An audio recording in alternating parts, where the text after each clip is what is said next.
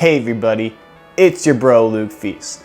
Thank you for taking the time to watch this video. I wanted to take this opportunity to open up about some new ideas in the future of this YouTube channel. Lately, I've been making videos just for myself, kind of goofy tunes and films. I was thinking I could make it more community-based. I'm starting a new series on Feast Studios called Cartoon Share. You can comment your ideas on Discord or Facebook or even on these YouTube comments, and you think of a plot or a satire or a parody or anything. It could be anything as long as it's relatively appropriate. I think this would be a great idea for all of us to come together as a creative community, and you could learn something about how you can make your own animations and your own ideas. So I hope you enjoy this video of a little animation process. So the first thing that we're gonna have to do during this process, if you look at the thumbnail has this comment of someone giving their simple idea.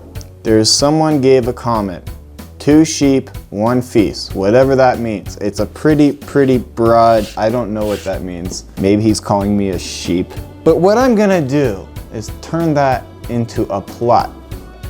And a good way to develop a plot is to think, introduce the character and what's the setting, and then something happens, therefore this happens. We are gonna write, I can't think of anything, 2 sheep, 1 feast. I'm writing this down on this paper.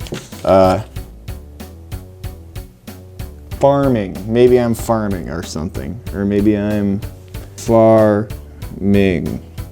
This is the plot. Luke is farming on the farm. And then this happens. Maybe I can say like, farming is tiring. No, that's pretty dumb. Working, I'm adding some dialogue. On the farm is boring. Sober. Luke goes to the sheep. They are gone. Oh, they're gone. Now there's no sheep. So now we have a prop. Luke's on the farm and the sheep are gone. And Luke's all like, you see, this is getting somewhere. Luke, okay, Luke's looking for the sheep. Luke sees a club. Not again. Goes to the sheep that are partying. So that's like, you think he's like just getting regular sheep, but they're just like partying sheep. I don't know, like a cartoon. I don't know where I'm going with this.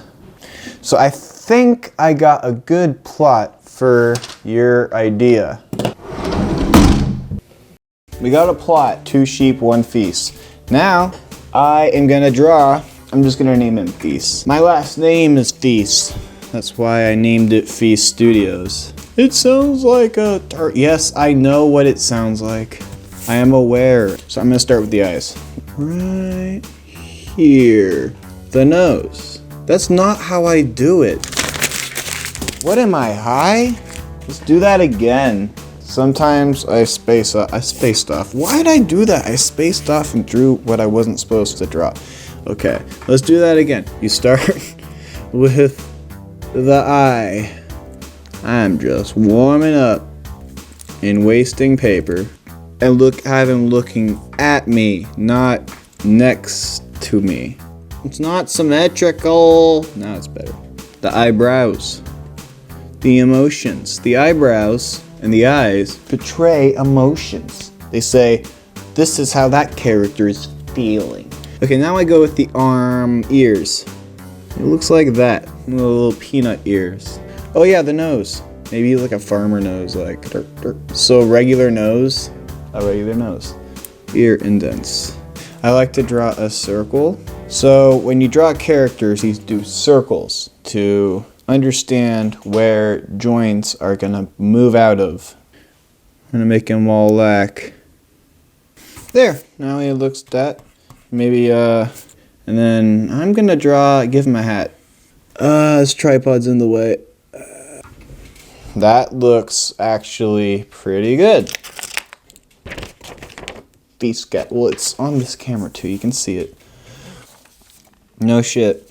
So now we do his mad face. So basically, if you want to do this on your own at home, you can buy a light table, I guess, but you can just make it yourself. I made this myself, and you can just get a piece of glass, find a way to keep your paper in line, and keep animating over it. So now I'm gonna go put every single emotion, make his head turn, and add his clothes and his arms and his pupils, and yeah.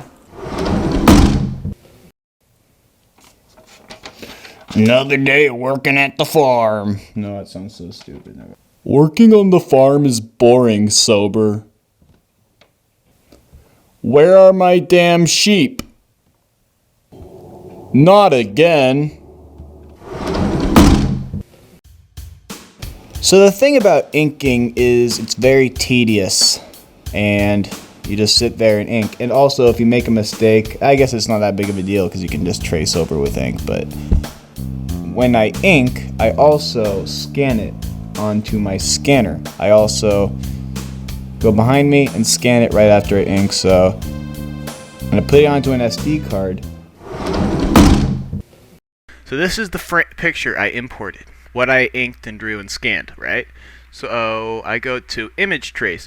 Let's say what I do is black and white. I'm just doing like the outlines.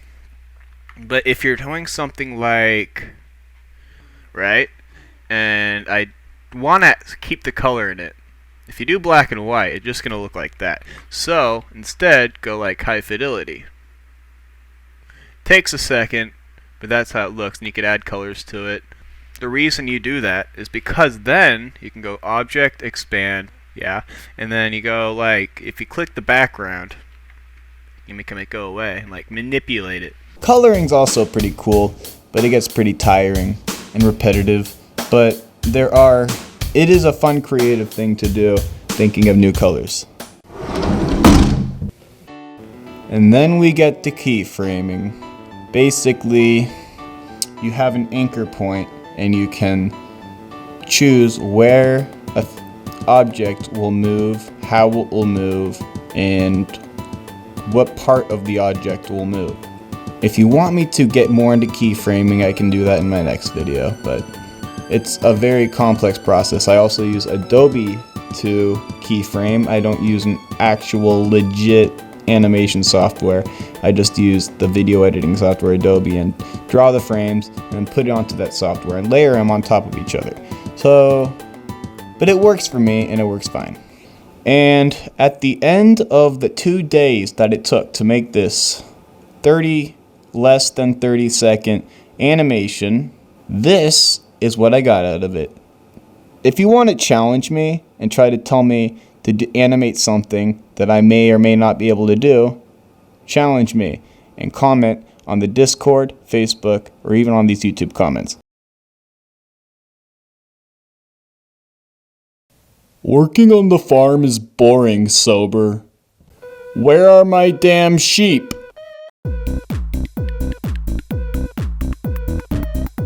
Not again.